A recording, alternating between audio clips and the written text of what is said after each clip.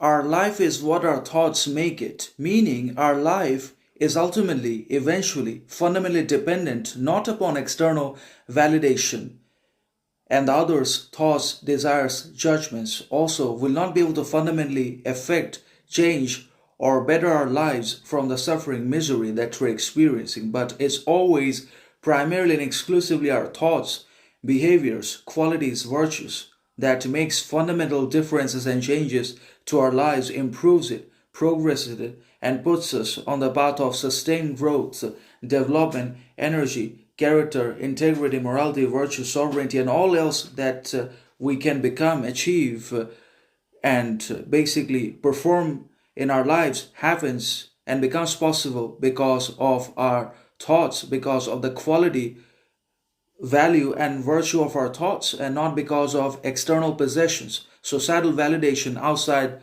reputation, approval, attention that makes us great, relevant, significant, important, but that ultimately deteriorates us. External validation leads to psychological deterioration, spiritual crises, and practical, rational, and original stagnation of the individual man, or of all modern people in general, that are constantly dependent and reliant upon external validation, approval, attention, and the acquisition of success, money, fame all the time, and upon the others' demands, expectations, judgments, opinions, thoughts all the time. They ultimately end up becoming worthless, aimless, insignificant because of their dependence upon the others and external realms and not upon themselves. We should depend primarily and solely upon ourselves, as well as our faculties, talents, qualities.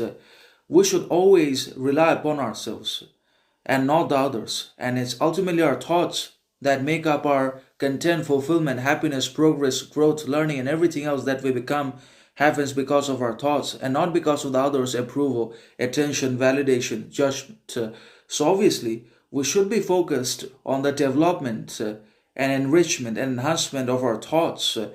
Then only our life is going to become great, significant, moral, worthy, and sovereign, and not because of the others' validation, judgment. So it's our thoughts that is responsible for the growth, development, and greatness in our lives, and not the others' validation, judgments, approval, opinions, thoughts that makes our life good or even better. But ourselves, as well as our thoughts, shape our lives and attribute great importance and significance to it. So our thoughts ultimately become responsible for our growth because thought is quality.